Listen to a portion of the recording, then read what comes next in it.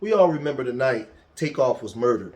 On Halloween night down in Houston, Jay Prince Jr. was having a party. It was supposed to be a private party where it was invitation only. People showed up, but Takeoff from the Migos ended up being killed. But he wasn't the only one shot that night. There was a 24-year-old young lady that was also shot that really went down by the wayside in the media because everybody's starstruck and everybody just talked about Migos' unfortunate demise. But let's listen to 24-year-old Sydney Leday as she begins to speak out and talk about her ordeal and what she's been through in the last couple months.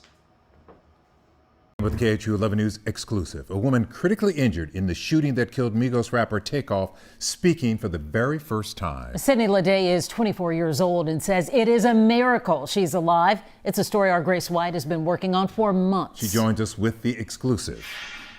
It's very hard for Sydney Leday to sit down and talk about that night. We've been waiting for months until she was ready to tell her story. And tonight she sat down with us to talk about the shooting and her recovery that's far from over.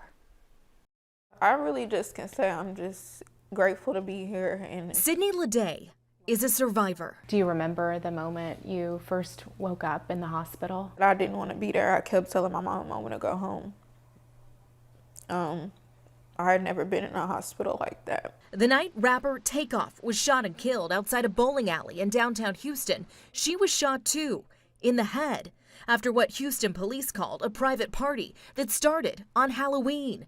It was just 2 days after Leday's 24th birthday. I remembered what happened because when I was up the whole time after I got shot in the head, and I called my mom and told her what happened and to come. Leday says somehow she made it down an escalator and to a friend's car who took her to the hospital. She was in a coma and intubated before she woke up. I felt the sting in the back of my head. I felt myself falling, and the person I was with picked me up and we got in the car, but it was like a scary movie, really.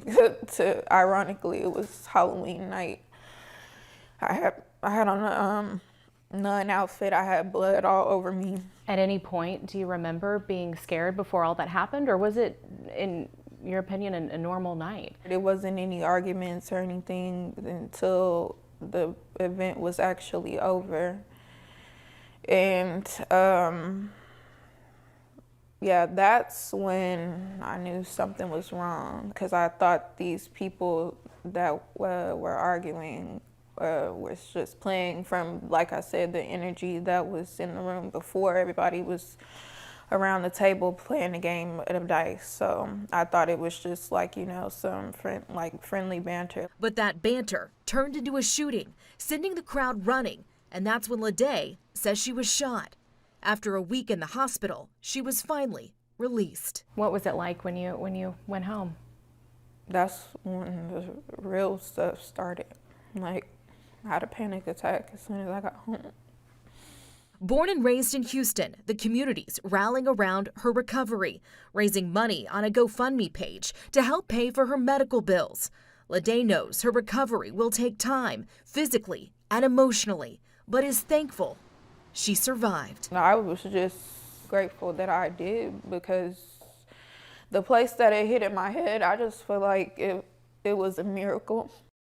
We'll have more of Sydney's story tomorrow, including an interview with her mom and her attorney, who says more should have been done that night to control the crowd. All right, there are 2 men involved in this case that have been charged. What's their status? Well, the man charged with Takeoff's murder is Patrick Clark. He bonded out just this month.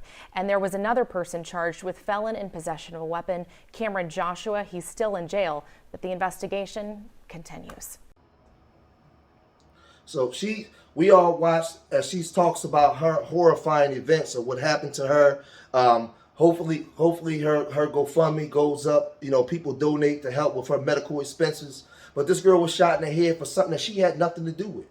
And I'm telling our people, stop going to these parties, partying with these guys, man, that want to be a part of real nigga culture and gangster and all that kind of stuff.